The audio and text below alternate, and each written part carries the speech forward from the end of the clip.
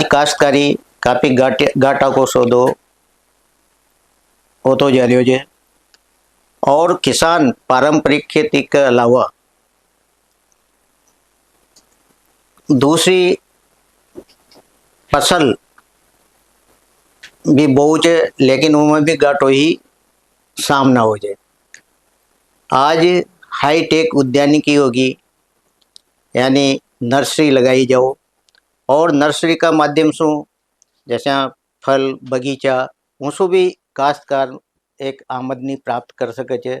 आज माँ के साथ मेहमान छे रेणी बाग का सहायक कृषि अधिकारी मनीषा जांगीड़ जी। आज देखो महिलाएं भी हर क्षेत्र में आगे बढ़ रही है।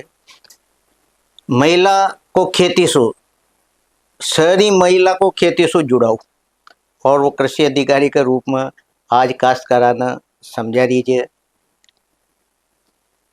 हाईटेक उद्यानिकी का बारे में मनीषा जी से अपन जानेंगे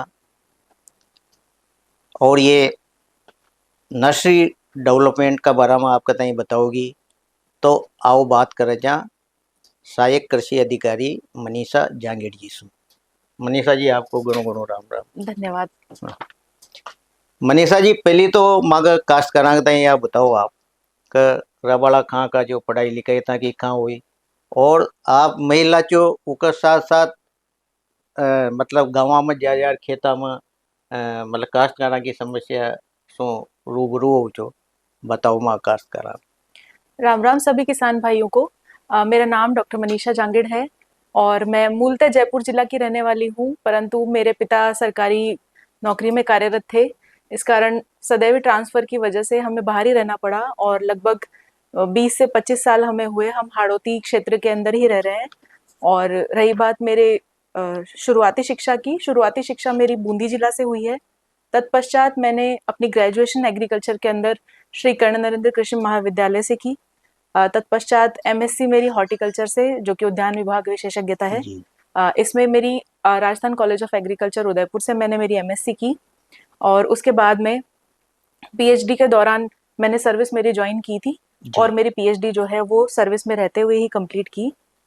तत्पश्चात 2020 से मैं अभी राजकीय सेवा में सहायक कृषि अधिकारी के पद पर कार्यालय उपनिदेशक उद्यान रेनी बाग में ही कार्यरत हूँ और अपनी सेवाएं यथावत मैं यहाँ पर ही दे रही हूँ। डॉक्टर मनीषा जी मगर काश्तकारां ताई बताओ कि नर्सरी बनावा के लिए तैयार करवा के लिए क्या करनी चाहिए। सबसे पहले तो नर्सरी लगाने से पूर्व हम नर्सरी का महत्व यदि देखें, उद्यानिकी फसलों की विशेषता बात करें तो नर्सरी का महत्व बहुत ही ज्यादा बढ़ जाता है। शस्य फसलों में बीजों की बुआई सीधी होती है, वहीं पर जब यदि उद्यानिकी फसलों की बात करें जिसमें कि सब्जी फल फूल इत्यादि जो भी आते हैं, उनमें नर्सरी का महत्व बहुत ज्यादा बढ़ जाता है, क्योंकि उन्नत बीज और उन्नत पौध से ही उन्नत फसल का विकास संभव है। बिल्कुल।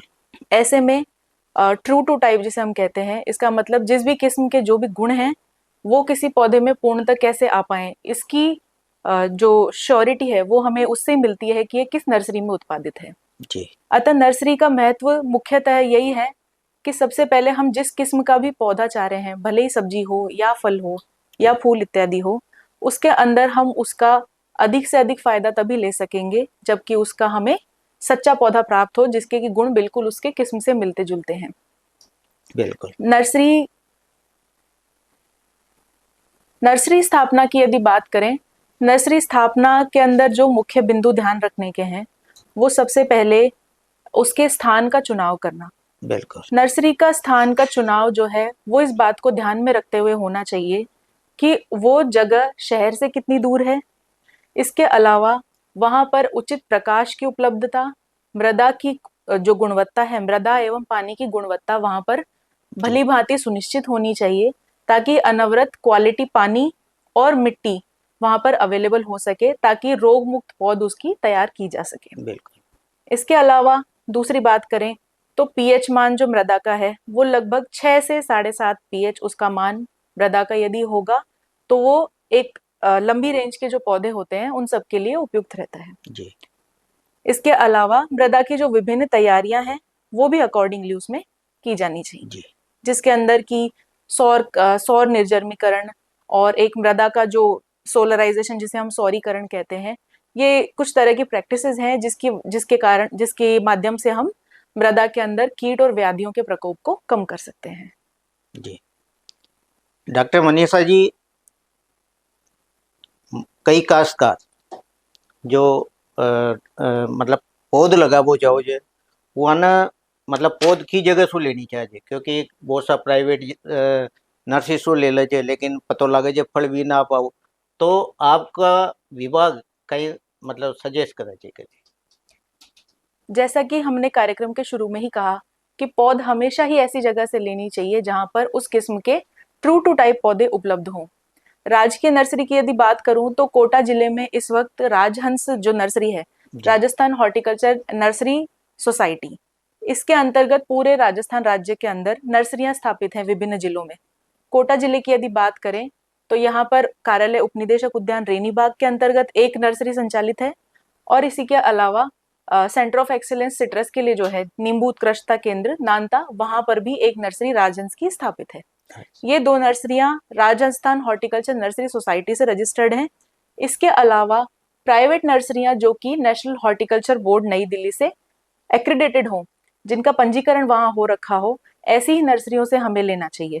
या इसके अलावा वे पंजीकृत नर्सरियां जो कि राजकीय नर्सरियां जहां पर की मात्र पौधे अवेलेबल हों जो कि रजिस्टर्ड हों, ऐसी नर्सरी से हमें पौधे लेने चाहिए ताकि हम उसकी गुणवत्ता सुनिश्चित कर सकें। जी।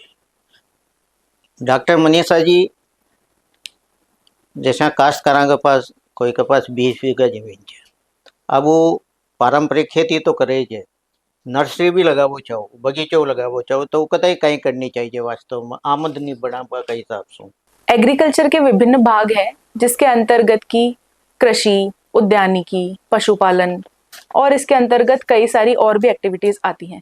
उद्यान विभाग के से आने की वजह से जो हमारे प्रधानमंत्री जी का स्वप्न है कि किसानों की आय हम दुगनी कर सकें, किसानों की आय दुगनी करने के अंदर उद्यानिकी फसलों का बहुत ही महत्वपूर्ण योगदान है। शस्य फसलें नितांत ही आवश्यक हैं, परंतु फूड सिक्योरिटी के बाद जो देश की आवश्यकता है वो है न्यूट्रिशनल सिक्योरिटी, यानी कि पोषण के अंदर देश को सबल बनाना। और उद्यानिकी फसलों के माध्यम से जैसे कि फल एवं सब्जियां, इनके माध्यम से हम जैसे कि पोषण तो सुनिश्चित करते ही हैं, इसी के साथ किसान की आय जो डबल करने का हमारा लक्ष्य है वो भी उद्यानिकी फसलों के माध्यम से ही संभव हो सकेगा। उद्यानिकी फसलों के साथ मुख्य समस्या ये रहती है कि किसान हिचकिचाता है, डरता है उन्हें अपनाने से, क्योंकि उद्यानिकी फसलों का जो नेचर है वो बहुत ही जिसे हम कहें पेरिशेबल है। पेरिशेबल का मतलब कि वो जो फसलें हैं वो जल्दी खराब होती हैं। तो किसानों को लगता है कि अगर ये मार्केट हमारे पास में अवेलेबल नहीं हुआ तो हम इसको कैसे करेंगे। लेकिन हम किसानों से कहते हैं कि उद्यान विभाग की ओर से आपको विभिन्न योजनाओं के ऊपर अनुदान तो उपलब्ध है। ये उन्हें एक तरह से मोटिवेट करता है कि वो उद्यानिकी गतिविधियां अपनाएं, और पूरे क्षेत्र में ना सही तो छोटी जोत यदि आपके पास में है तो छोटे एरिया में आप उद्यानिकी फसलों को अपनाएं, और जिससे कि फसल विविधीकरण भी होगा। फसल विविधीकरण या समन्वित जो फसल चक्र होता है उसके माध्यम से हम किसान को कहते हैं कि आप थोड़े एरिया में उद्यानिकी फसलों को अपनाएं, ताकि यदि आपकी मुख्य फसल किसी भी प्राकृतिक आपदा से नष्ट भी हो जाती है तो भी आपके पास में कुछ ऐसा एरिया रहे जिससे कि आप उसमें से फायदा कमा सकें और पूरा नुकसान में ना रहें।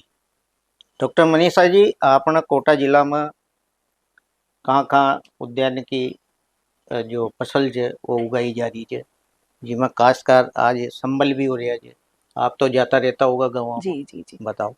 उद्यान विभाग की ओर से हमें कई बार मौका मिलता है कि हम ऐसे ऐसे जो अच्छे किसान हैं, जो नए अच्छे किसान हैं उनसे मिलते रहते हैं और वो विभिन्न गतिविधियों में अच्छा कर रहे हैं। सिर्फ फसल उत्पादन ही नहीं, इसके अलावा मधुमक्खी पालन है, बगीचा लगाना है, या पॉली हाउस है, या हाईटेक कृषि है।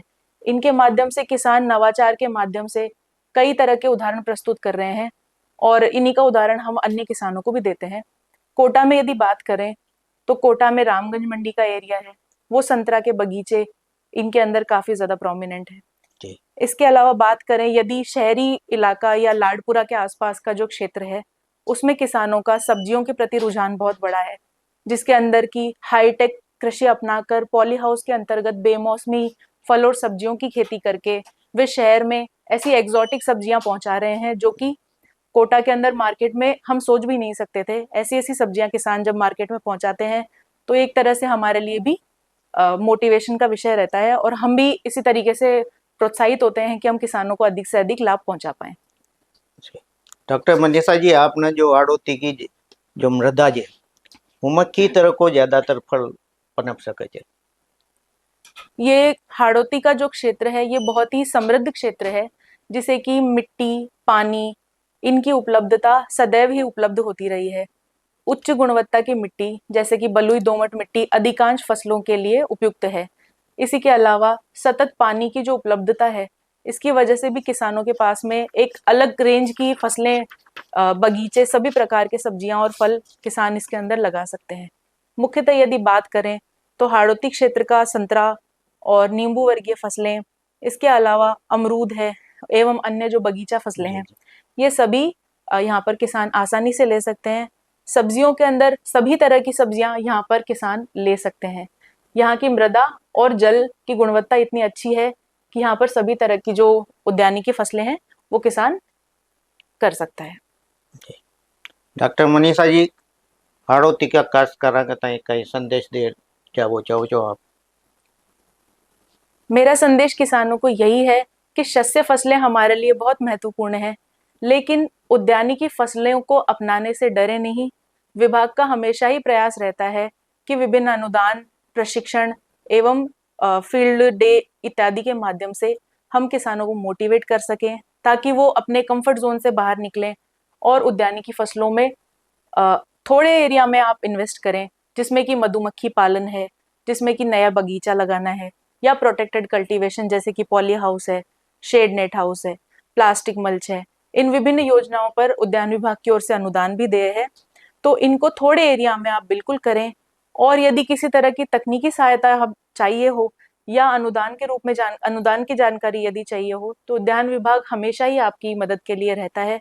अतः किसानों को मेरा यही संदेश है कि आप जो है उद्यानिकी गतिविधियों को अपनाने से डरे नहीं और उन्हें अपनाकर अपनी आय दुगनी करें, क्योंकि यही हमारे लिए सबसे बड़ा पुरस्कार है। ये चम्मा के साथ सहायक कृषि अधिकारी रेनी बाग डॉक्टर मनीषा जांगीड़, यानी उद्यानिकी फसल का बारे में आपका ताई बड़ा विस्तार से समझायो। साथ ही अनुदान भी इमा मिले छे, वो भी मतलब ले सके छे। और सारी जानकारी प्राप्त करवा के लिए आप रेनी बाग विभाग में पधारो। वहाँ सभी चीज़ें यानी सभी फसल उद्यानिकी फसल का बारे में ये जानकारी देगा। उत्तम बीज यदि लेगा तो फसल आपकी उद्यानिकी में काफ़ी अच्छे प्रभाव उमा पड़ेगो। आज ये कृषि संवाद कार्यक्रम में पधारिया। राम राम। राम राम जी, आपका बहुत बहुत धन्यवाद।